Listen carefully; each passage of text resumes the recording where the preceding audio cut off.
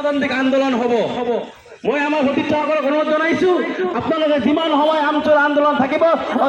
উৎসাহেৰে যাতে প্ৰমোদ ডাঙৰীয়াই ইয়াৰ পৰাই যাতে কোকৰাঝাৰলৈ শুনিবলৈ পায় যে আমচুৱে আজি আনন্দ বজাৰত ধৰ্ণা কাৰ্যসূচী ৰূপায়ণ কৰিছে তেতিয়াহে আমাৰ দাবীখন পূৰণ কৰিব তেওঁলোকে অলপ প্ৰস্তুত ল'ব আজি আমি আলবাৰীৰ মহকুমা অধিপতিৰ জৰিয়তে আমি বিটিসি প্ৰধানলৈ আমি আজি স্মাৰক পত্ৰ প্ৰদান কৰিম এই স্মাৰক পত্ৰ প্ৰদান কৰাৰ পিছত আমি এটা নিৰ্ধাৰিত সময়সীমা বান্ধি দিম যদি এই নিৰ্ধাৰিত সময়সীমা বান্ধি দিয়াৰ পিছত যদি কোনো ধৰণৰ যদি পদক্ষেপ হাতত লোৱা নহয় তেনেহ'লে কিন্তু আমি ইয়াৰ পিছত গণতান্ত্ৰিক আন্দোলন কৰা বুলি আমাৰ কেন্দ্ৰীয় সমিতিৰ ফালৰ পৰা ইতিমধ্যে কৈ গৈছে আমি বাক্সা জিলা সমিতিৰ ফালৰ পৰা কৈছোঁ যদি উন্নতি বলমে আমাৰ যিবিলাক মুখ্য পথসমূহ আছে এই মুখ্য পথসমূহ যদি তেওঁলোকে যদি কাম আৰম্ভ নকৰে তেনেহ'লে কিন্তু আমি কোকৰাঝাৰলৈ আন্দোলন কৰাৰ কাৰণে প্ৰস্তুত থাকিম আৰু আপোনালোকে গম পায় যে আমাৰ হালবাৰী মহকুমাৰ অন্তৰ্গত বিভিন্ন অঞ্চলত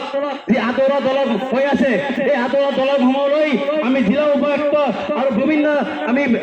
চৰকাৰী বিষয়লৈ আমি স্মাৰক পত্ৰ প্ৰদান কৰিছিলোঁ আমি তেখেতক মানে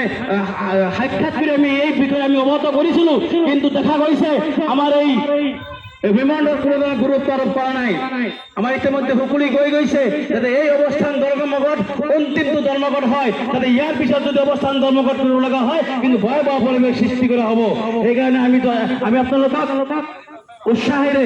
অনাগত দিনত যিবিলাক আমি কাৰ্যসূচী ল'ম এই কাৰ্যসূচী যাতে আমি সকলোৱে সফল ৰূপায়ণ কৰিব পাৰোঁ আৰু এই অঞ্চলৰ ৰাইজক আমি অনুৰোধ জনাইছোঁ যদি আপোনালোকে ওলাই নাহে তেনেহ'লে কিন্তু আমি এই সমস্যাখিনি সমাধান কৰাৰ ক্ষেত্ৰত চৰকাৰে কিন্তু আমাৰ পিছফালে ৰাখি দিব আৰু ইতিমধ্যে আপোনালোকে গম পায় যে চৰকাৰে এনেই আমাৰ পিছফালে বা আমাৰ অলপ বেলেগ দৃষ্টিৰে চাই আছে এনেকুৱা যদি আপোনালোকে সঁহাৰি নজনায় তেনেহ'লে কিন্তু আমাৰ যিমান আন্দোলন কৰিলেও আমি সফল হ'ব নোৱাৰিম আমি পুনৰ অনুৰোধ জনাইছোঁ মাত্ৰ 5 মিনিট সময় আছে এই 5 মিনিট আপোনালোকে আমাৰ এই কাৰ্যসূচীত অলপ সহায়তা কৰক কাৰণ আপোনালোকৰ এই অঞ্চলৰ আপোনালোকে গম পায় এই অঞ্চলৰ বিভিন্ন ছাত্ৰ ছাত্ৰী এই ৰাস্তাদি যেতিয়া অহা যোৱা কৰে তেতিয়া কিন্তু দুৰ্ঘটনাত বহুত মানুহ বহুত ছাত্ৰ ছাত্ৰী নিহত বা আহত হ'ব লগা হৈছে এই তেতিয়া কিন্তু মোৰ দুখ লাগে তেতিয়া কিন্তু এই অঞ্চলৰ যিসকল অভিভাৱক আছে যাৰ সন্তান হেৰাইছে যাৰ ল'ৰা হেৰাইছে যাৰ ভাই হেৰাইছে তেওঁলোকৰ কিন্তু অন্তৰত আঘাত লাগিছে প্ৰমোদ ডাঙৰীয়া আপুনি কোকৰাঝাৰত আইচি ৰুমত বহি এই সমস্যা আমাৰ সমাধান কৰাৰ কাৰণে যদি গুৰুত্ব আৰোপ নকৰে কিন্তু আপোনালোকক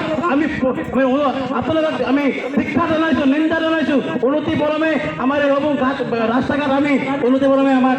যি সমস্যাৰ সমাধান কৰাৰ কাৰণে আপোনালোকে ওলাই আহক আৰু আমাৰ ইতিমধ্যে কৈ গৈছে চৰকাৰৰ বিভিন্ন ধৰণৰ নেতা কৰ্মী বিভিন্ন কামত লিপ্ত হৈ আছে আমি অনুৰোধ জনাইছোঁ আপোনালোকে অলপ উন্নয়নৰ দিশে আগবাঢ়ি যেতিয়া আপোনালোকে যেতিয়া বিটিসি চৰকাৰ গঠন কৰিছিলে যেতিয়া ইবিবল চৰকাৰ গঠন কৰিছে তেতিয়া কিন্তু এটা কথা কৈছিলে যে বিটিসিখন আমি এটা বেলেগ পৰ্যায়ে লৈ যাম আমি বিটিসিখন এটা বেলেগ উন্নয়নৰ দিশে গতি কৰিব আমি তেতিয়া আমি আশা কৰিছিলোঁ হয় বিজেপি চৰকাৰে বিগত 15টা বছৰ কোনো কাম কৰিব পৰা নাই আমি বহুত আশাৰে আমি বিজেপি চৰকাৰক ৰাইজে আকলে লৈ বিৰোধ চৰকাৰ গঠন কৰা হৈছে তাৰ পিছৰে দেখিবলৈ পাইছোঁ বিগত 4টা বছৰ হ'ল 5টা বছৰ সমাপ্ত হ'ব কিন্তু কোনো ধৰণৰ গুৰুত্ব আৰোপ কৰা নাই আমি প্ৰমোদ ডাঙৰীয়া পুনৰ হুঁচৰি দিছোঁ যে উন্নতি ফলমে আপোনালোকে আমাৰ দাবীসমূহ পূৰণ নকৰিলে আপোনাৰ বিৰুদ্ধে গণতান্ত্ৰিক আন্দোলন হ'ব সন্মুখত ভৱিষ্যত আপোনালোকৰ নিৰ্বাচন এই নিৰ্বাচনত যেতিয়া আপোনালোকে এই আমাৰ এইবিলাক লৈ যেতিয়া আহিব তেতিয়া কিন্তু আপোনাক প্ৰত্যুত্তৰ দিয়া হ'ব আমি বিশেষ নকওঁ যিহেতু প্ৰতিটো কথা ইয়াত কৈ গৈছে আমাৰ এই সভাত উপস্থিত হ'ব পৰা আমাৰ সন্মানীয় আঞ্চলিক কেন্দ্ৰীয় সমিতিৰ সাংগঠনিক সম্পাদক সাইফুল ইছলাম খানক ধন্যবাদ জনাইছোঁ আমাৰ সভাত